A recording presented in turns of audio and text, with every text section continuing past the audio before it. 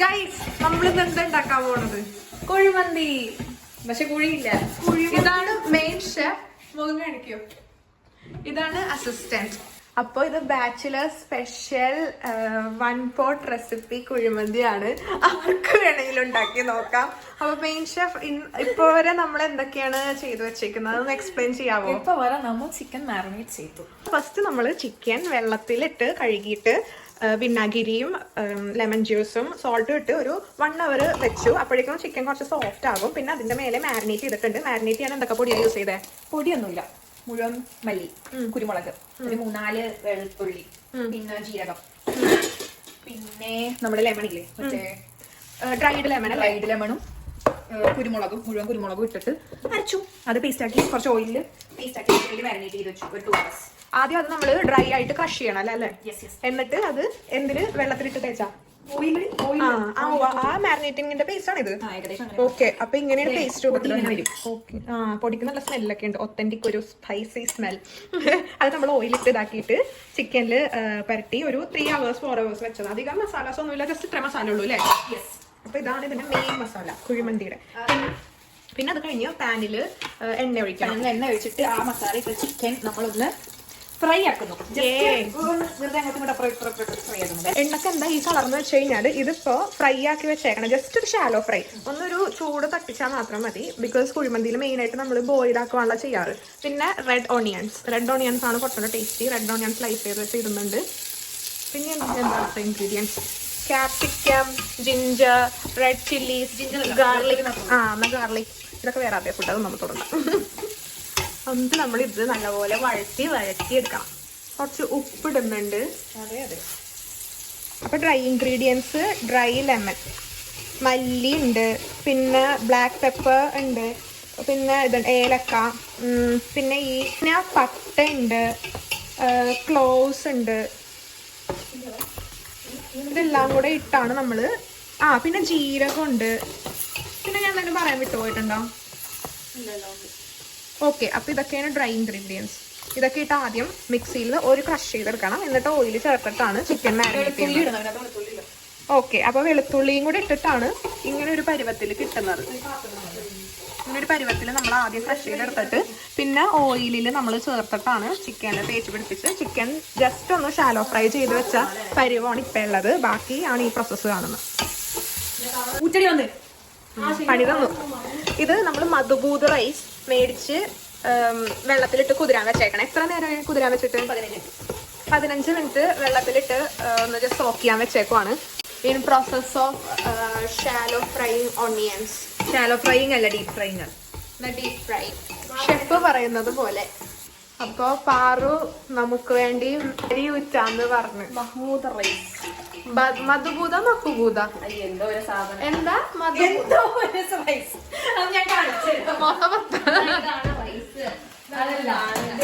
Okay, sella basmati rice.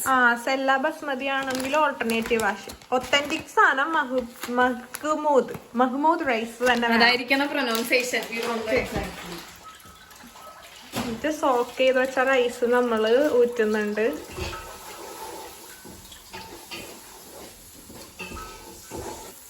കുറച്ചും കൂടെ വഴറ്റിക്കോ.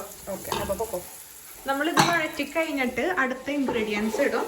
അത് ക്യാപ്സിക്കവും ഗാർലിക്കും ഗ്രീൻ ചില്ലിയും ഇതെല്ലാം കൂടെ ഒരുമിച്ചിടോ. ഓക്കെ, നെക്സ്റ്റ് സ്റ്റെപ്പ് ഇതാണ്. അപ്പം ഒന്നും കൂടെ ഒണിയൻ വഴറ്റും തോറും ടേസ്റ്റ് കൂടും എന്നല്ലേ പറയണം. അപ്പം അതിനുവേണ്ടി വെയിറ്റ് ചെയ്യാം. ഓക്കെ, ഓണിയൻ ഈ ഒരു ഘട്ടമാകുമ്പോഴേക്കും നമുക്ക് ജിഞ്ചർ, ക്യാപ്സിക്കം ആൻഡ് ഗ്രീൻ ചില്ലീസും കൂടെ ഇങ്ങനെ അരിഞ്ഞത് നമുക്ക് ഇതിലോട്ടിട്ട് ഇളക്കാം. ബിരിയാണിയൊക്കെ വെച്ച് നോക്കുമ്പോൾ വളരെ ഇൻഗ്രീഡിയൻസ് കുറവിലും നല്ല ഫ്ലേവർഫുൾ ആയിട്ട് ഉണ്ടാക്കാൻ പറ്റുന്ന ഒരു ഡിഷാണല്ലേ? എന്തൊരു നാണല്ലേ ഇത്. ലാസ്റ്റ് നന്നായില്ലെങ്കിൽ ചുമതല മെയിൻ ഷെഫിന്റെ ആണ്. അല്ല, ഇനി നിന്റെയാണ്. നീ എന്റെ കോൺസെൻട്രേഷൻ. ഗൈസ്, ഇവിടെ എന്റെ കോൺസെൻട്രേഷൻ. അയ്യോ കേട്ടാ, ഈ പറഞ്ഞില്ല ഉപ്പൊക്കെ വെറുതെ വായിരുന്നുണ്ട്. എന്തിനാണ് ഉപ്പ് ഓൾറെഡി ഇട്ടല്ലേ?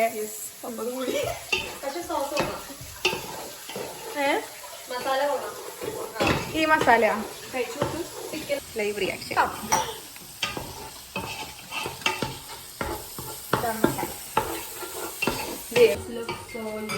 ദിവ്യ. ഹായ്. എന്റെ യൂട്യൂബ് ചാനൽ ഒരു ഹായ് പറയൂ. ഹലോ നിങ്ങളുടെ യൂട്യൂബ് ചാനൽ എത്ര സബ്സ്ക്രൈബേഴ്സ് ആണുള്ളത്? കട്ട് ചെയ്തേക്കാം. നേരത്തെ ഡ്രൈ ഇൻഗ്രീഡിയൻസ് അരച്ച് വെച്ചേക്കണ അല്ലാതെ അതേപടിയുള്ള ഇൻഗ്രീഡിയന്റും വേറെ വേണം. അപ്പൊ അതാണ് നമ്മൾ അടുത്ത് യൂസ് ചെയ്യാൻ പോകുന്നത്. ഇപ്പൊ ചട്ടി കിടന്നാനേ പോണം. പിന്നെ അതിന്റെ ഇപ്പറേ എന്താ വെള്ളം തിളപ്പിക്കാൻ വെച്ചേക്കണേ?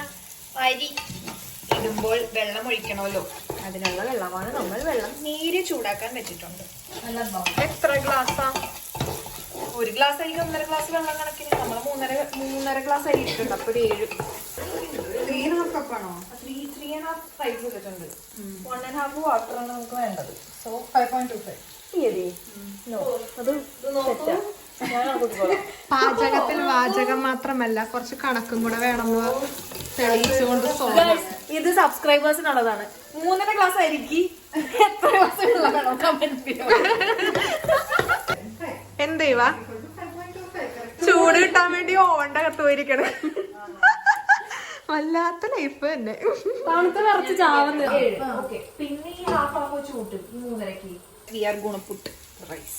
മെയിൻ സാധനം റൈസ് നമ്മൾ ഇടാൻ പോകുന്നു. ഈ ഒരു പരിവോമ മസാലയൊക്കെ അറ്റംപ്റ്റ് ആണ് ഇതെന്റെ. ഫസ്റ്റ് സക്സസ് ആയിരുന്നു, സെക്കൻഡും സക്സസ് ആയിരുന്നു. പക്ഷെ കുറെ പേർക്ക് ഉണ്ടാക്കിയത് ഫെയിൽ അല്ല, കുഴപ്പമില്ലായിരുന്നു. അരി ഭയങ്കരമായിട്ട് വെന്തുപോയി. അതും ബസ്മതി റൈസ് യൂസ് ചെയ്തത്, സെല്ല റൈസ് അല്ല. Let's see.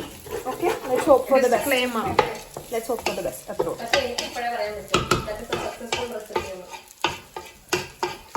കോൺഫിഡൻസ് നീ ഇങ്ങനെ എനിക്ക് തരല്ലേ? അല്ലെങ്കിൽ കുറച്ച് ഓവറാണ് എനിക്ക്. ഇന്നലെ ചിക്കൻ കറിയൊക്കെ ഉണ്ടാക്കിയിട്ട് സോയാ സോസ് ഒക്കെ ഒഴിക്കണം. അതൊന്നും എന്റെ ഇല്ല. വെച്ചല്ലേ അതാ ഞാൻ പറഞ്ഞ എല്ലാത്തിനും ഞാൻ ഇറക്കി വിടും. സെറ്റപ്പ് ഒന്നും ഇല്ലാതെ ബാച്ചിലർ സ്പെഷ്യൽ.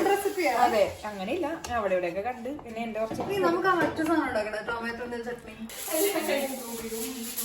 അടുത്തെന്താ ചെയ്യാൻ പോണ സോനാജി? ഒരു മിനിറ്റ്. ഫോയിൽ പേപ്പറൊക്കെ ഇങ്ങനെ എല്ലാരും റെഡിയാക്കി വെക്കുക. ബാക്കി എന്നാലും സോനാജി വന്നിട്ട് പറയും അല്ലേ? നിനക്ക് വല്ല ധാരണ ഉണ്ടാ? ഐഡിയ.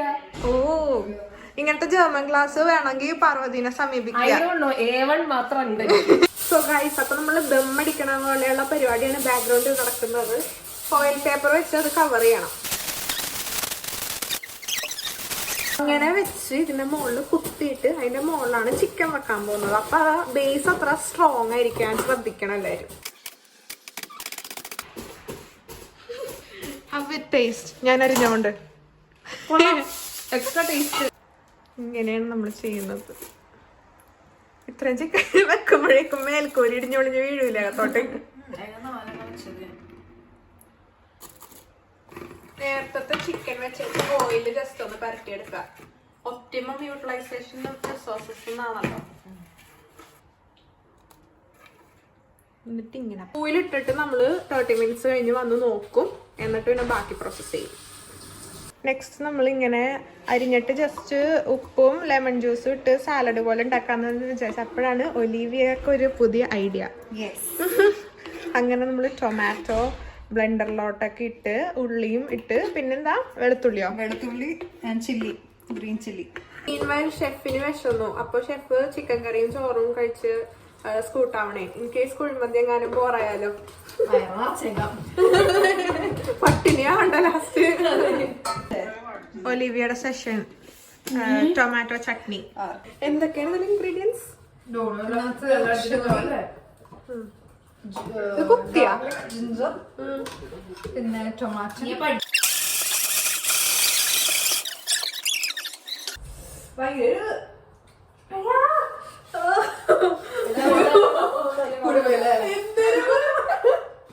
ഫയർ കൂടുതലായത് കാരണം നമ്മൾ ബ്രൗൺ ഷുഗർ ഇട്ട് അഡ്ജസ്റ്റ് ചെയ്യുന്നു. ഏറ്റവും ലോ ഫ്ലെയിമില് 30 മിനിറ്റ്സ് ഇടണം. പിന്നെ നെക്സ്റ്റ് 20 മിനിറ്റ്സ് അതിനേലും ഒരു ഇച്ചിരിയും കൂടെ ഫ്ലെയിം കൂടിയിട്ടുള്ള അതിലിടണം.